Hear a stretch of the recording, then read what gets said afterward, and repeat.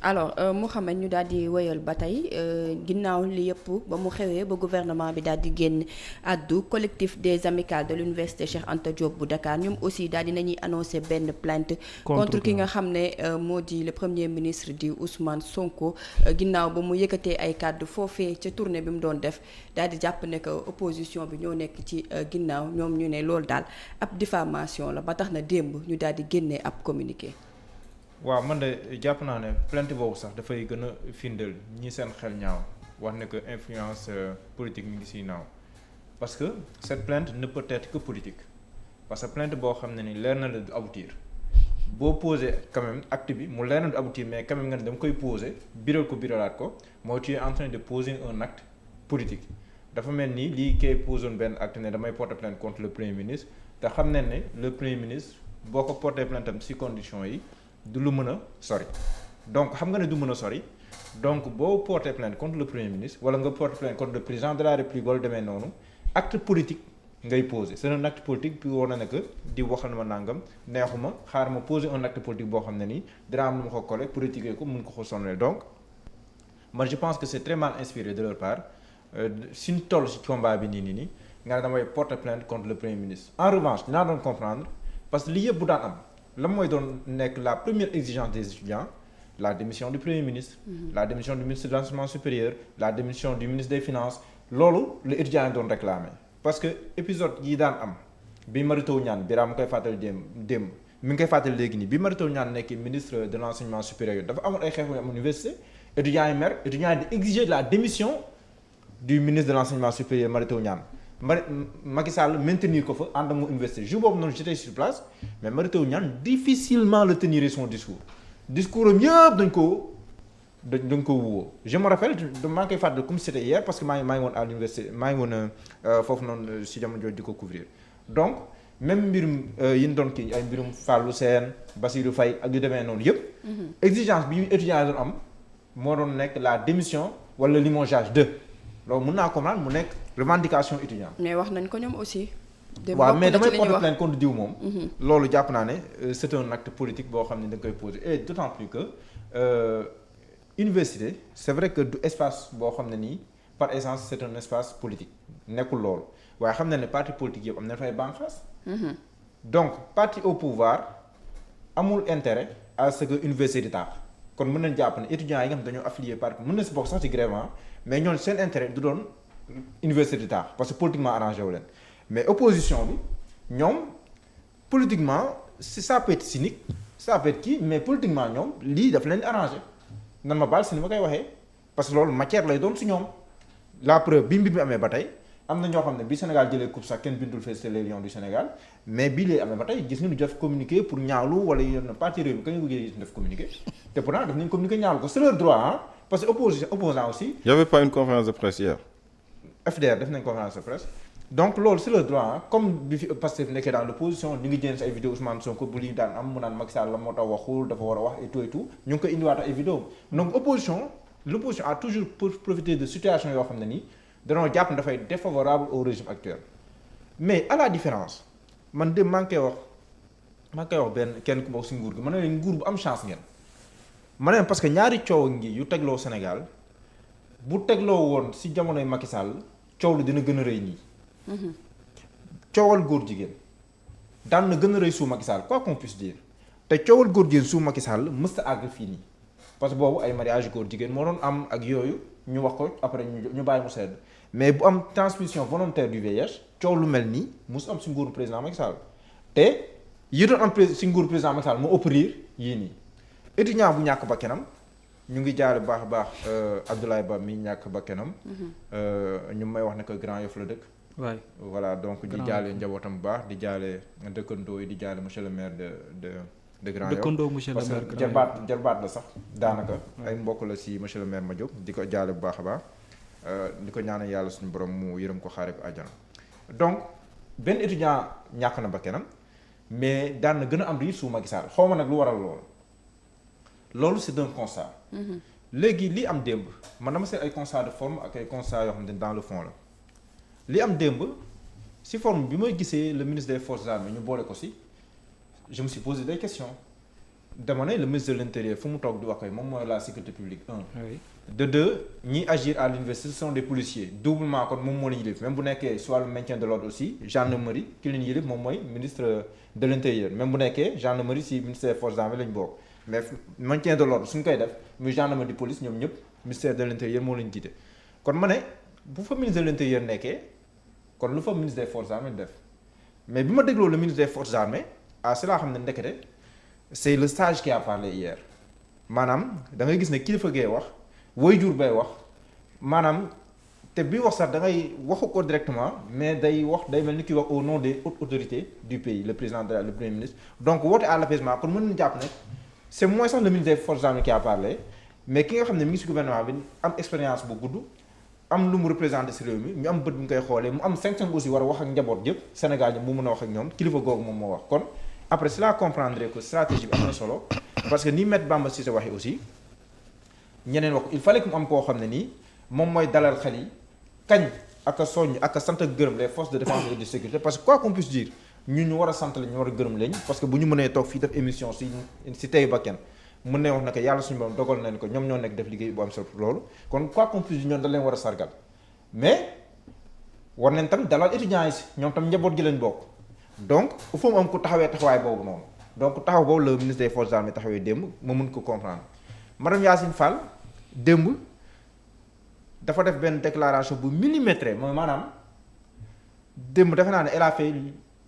l'une de ses meilleures sorties en tant que ministre de la justice parce que si li ñu koy xaaree moom ministre de la justice si la tàmbalee si la yem affiché benn fermeté mais wax tamit si yërmande yaay ji wax par rapport ak kii ñàkk bakkanam mu doon doom si moom nekk sët si moom donc jàpp naa ne démb moom def na une de ses meilleures sorties en tant que ministre de la justice ndaxte lan doon xaar si moom fa la tàmbalee fa la yem amul commentaire bu déplacé amul tamit lu nu xaaruta ndox ñëw si yem na si place premier ministre de la justice waxee ni demee noonu léegi nag ñu ñëw si ñaari discours yi nag foofu la intéressant we bu Maître Bamba Cissé ak bu professeur Daouda Ngom mais Maître Bamba Cissé d'abord Maître Bamba Cissé avocat la day insister lu bëree bëri si man avocat la am na loo xam ne duma ko nangu sama jaar-jaar sama parcours mais démb nag approche bu mu indi wane na que c'est un véritable avocat xam nga ñu ngi comparé moom ak Antoine Diome ñoom ñaar ñëpp nekkoon leen ministère de l'intérieur tey Maître Bamba Cissé bu demee ministère de l'intérieur si photo ancien ministre de l'intérieur daf fay fekk bu Antoine Diome magistrat la procureur la woon si li ñu ko gën a xamee kon moom toppekat la Maître Bamba Cissé avocat la c'est un défenseur bu la neexee sax nga utiliser baatu défendeur kon ñoom ñaar am na fu ñuy bokkee approche mais seen déformation professionnelle am na fu ñuy wutee approche parce que toppkat bi ni muy waxee du bokk ak ki nga xam te ne day défendre. méthode yi du doon benn approche du doon benn mais Maître Bamba Cissé démb daf ko def avec tellement d'intelligence et de manière tellement subtile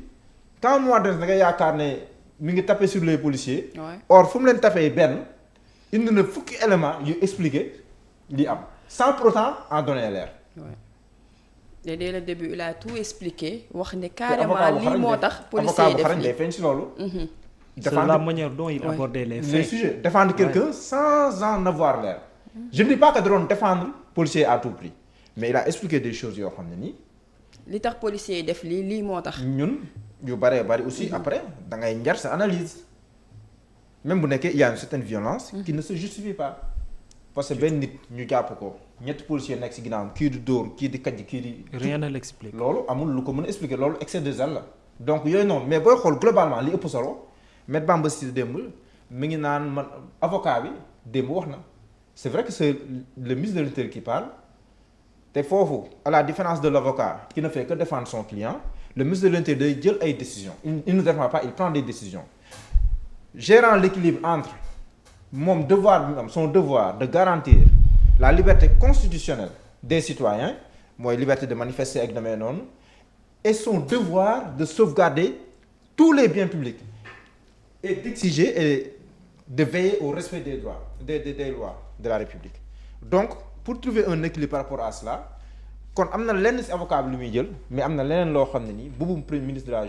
de l'intérieur la boo xam ne daf koy kii mooy décision yi muy jël moo tax ñeen naan Maître Bamba Cissé bett na ba nga xamoon ak yooyu parce que Maître Bamba Cissé ba nga xamoon avocat dong la. bokkul ak bi nga xam ne léegi ki nga xam ministre la ni ministre de l'intérieur la dafay am moom sax mu koy wax nee na il dispose de renseignements yoo xam ne nii ñooy tax ñu agir ñenn ñi mais ki si biti du ko xam te parfois te il a parfaitement raison noonu la tam Antoine Diome yenn saa yi doon taxawee di waxee noo xam ne ni ñun dañu doon toog fii la ko weddi mais il disposait de renseignements yoo xam ne nii moo doon tax mi wax mais approche du benn kay procureur la de métier wala ab magistrat de métier kii c'est un avocat approche du doon benn mais am na lu leen boole ñoom ñaar moo tax ñenn ñi naan dafa mel ni Antoine Diome leen déggaat démb ak yu demee noonu am na ñu ne déedéet mais entre les deux lii constant te nekk fi mooy la République du Sénégal daf fi nekk ba tey l'État du Sénégal nekk fi ba tey le ministère de l'Intérieur nekk fi ba tey te dafa am ay fonctions yoo xam ne nii ce sont des fonctions ak ay missions yoo xam ne dañ koo gaal ministère de l'Intérieur bu situation amee noo def noonu ngay taxawee ak fonction boo mënti woon am ak profession boo mënti woon am tu es le ministre de l'Intérieur da ngay gérer ay équilibre tu prends des décisions yoo xam ne parfois mën na tàbbi si loo xam ne nii day amay conséquences léegi kii ñàkk bakkanam ñun ñëpp d'accord nañ ne nekkul fetal moom moo ko faat mais faatu na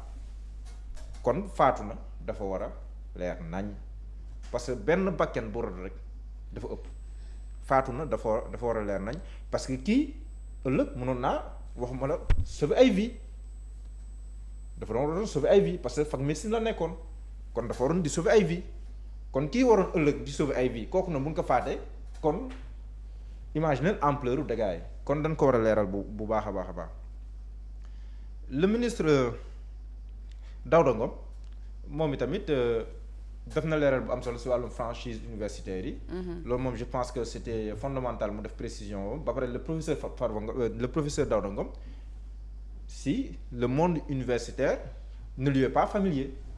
mbala boog ne lui est pas étranger. foofu moom la bokk. donc pour dire que buy wax dafay am ay données yoo xam ne ni si lay waxee te cette précision si franchise universitaire yi am na solo. beneen bi aussi lu mu wax ci bourse yi faaw ñu xoolaat ko parce que lu ñu mën a calibrer sur 12 mois ñu ne da nga koy taayu ci lu ëpp 12 mois ak tamit la nécessité ak volonté bi ñu am ñoom pour méngale le calendrier académique ak tamit le calendrier des bourses loolu tam lu xel mën a nangu la. waaye loolu nag faaw ñu waxtaanee ko. parce que y a un gros malentendu bu nekk mën naa ko tuddee entre ñoom ak étudiants yi aussi nan nangu waxtaan def preuve de souplesse aussi. ñoom nee nañ tëjuñu seen i porte. voilà loolu c'est une bonne nouvelle. ci seen communiqué loolu la ñuy wax c'est une bonne nouvelle ci c'est dikkaat une très bonne après nouvelle. Babacar. nañ waxtaan ak étudiants yi ñu xool nan lañ si demee léegi par rapport ak étudiant bi ne am na 30 ans man dama jàpp ne étudiant bu amatul place si université bi te ba léegi mu am 4 étudiants am di inscrire kooku kenn mënu koo wax ne que waroo nekk délégué wala nangam mais nag bourse yi nag am na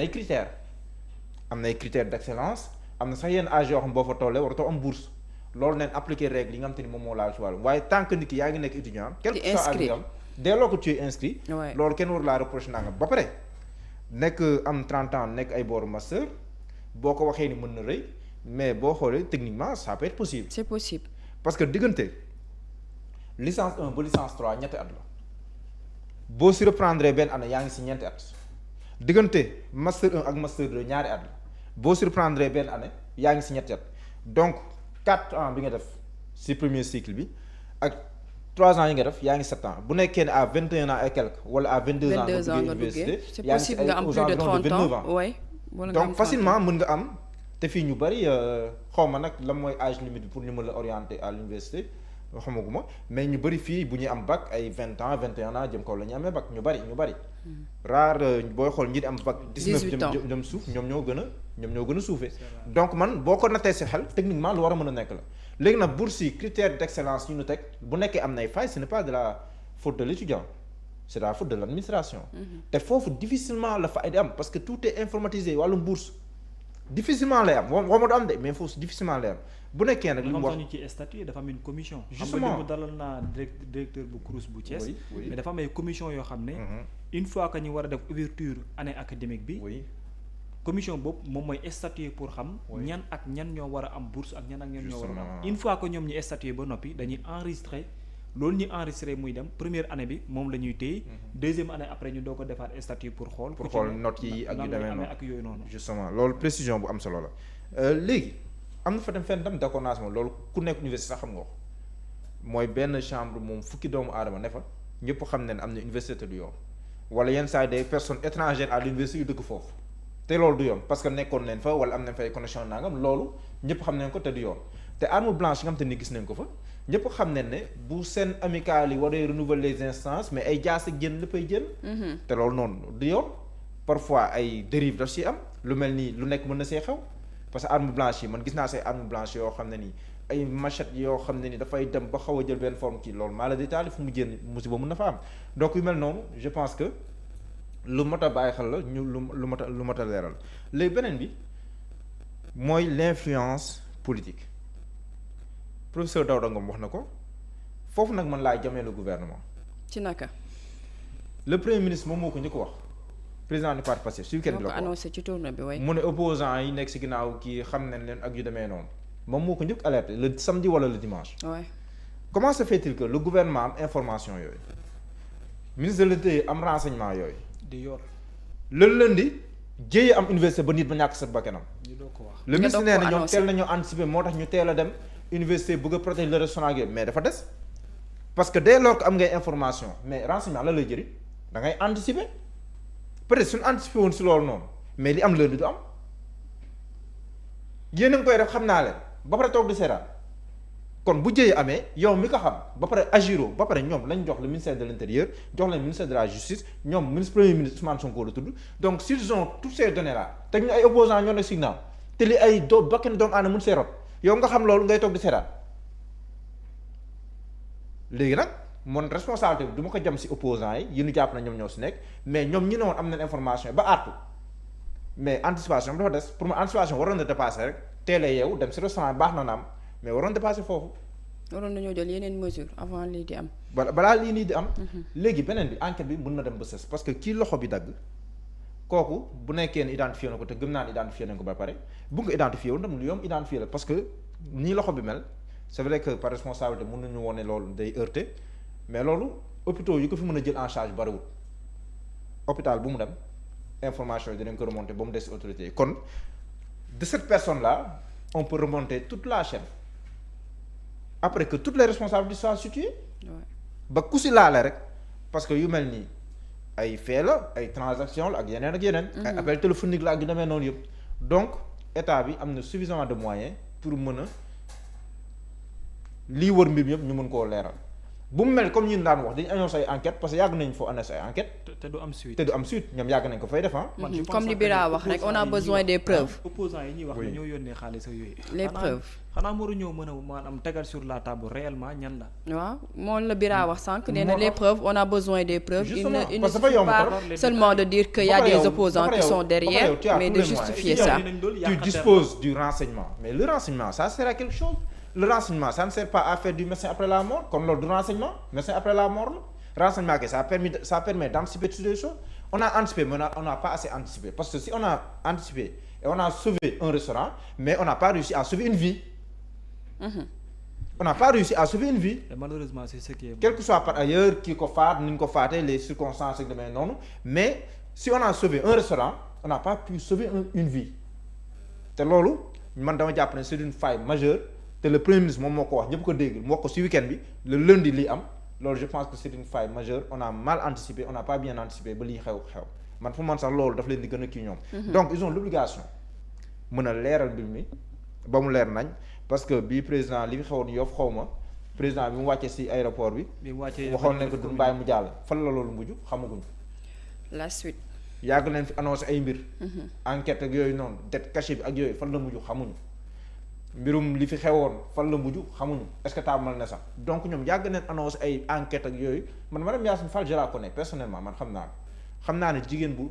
wax dëgg yàlla bu dëggu la man loolu xam naa ko si moom wax dëgg yàlla man xam naa ko si moom dafa dëggu ba sax loolooy dafa moom ni mu ko sentiree la koy waxee moom mais entre ce qu'ils disent surtout en matière de justice reddition des comptes rendre compte ak rendre justice faire la lumière sur ça et ça loolu yëpp ñoom yàgg nañ annoncé mais ce n'est pas suivi d'effet loolooy le constat kon bii nii la moo ñuy prouvé na gën a dem ba sës ils ont montré des vidéos léegi Maître Bamba Cissé nag am na ñu ko ne ndax lii du doon la doon am parce que gis nañ fi police def fi conférence de presse génn ay vidéo après on sait ce qui s'est tant suivi léegi nag Maître Bamba Cissé je sais qu'il tient à sa réputation mais ñoom ñëpp tamit ñi fi nekkoon ministre de l'Intérieur ils tenaient à leur réputation à leur image donc mën nañu ay image démb am na lu si yenn maanaa baabu ñëw na si léegi nii xool nañ ko xam ne man gëm naa ne lu récent la mais bu mujjul fenn kon ëllëg bu leen amaatee ñoom bu jënaatee wax après nan la leen gëmee wala même bu leen gëmee tam dañ naan bon dañ koy gérer rek mu jàllaat c'est une occasion unique pour régler problème université bi yëpp pour que la sécurité règne dans l'université pour que ñu jéem a xoolaat les méthodes de lutte ak tamit mesures yu ñu war a mën a jël pour man fu mu doon la balle est dans le camp après l'opération de communication démb am na lu ñu si réussir baax na mais léegi la balle est dans le camp de l'État su ma nee état dama si boole l'exécutif et le judiciaire parce que ministère yi si exécutif leen bokk waaye le judiciaire moom moo war a leeral bi ñu leeral ko ba mu leer nañ ñu xam kii ñi si seen loxo dugg yëpp ñu identifier leen dóor leen sanction te moom moo war bu loolu amul kon le doute duñ ko jëmal ci opposition bi mais ci ñiy jiite lañ koy jëmal leeral boobu sax moom la étudiant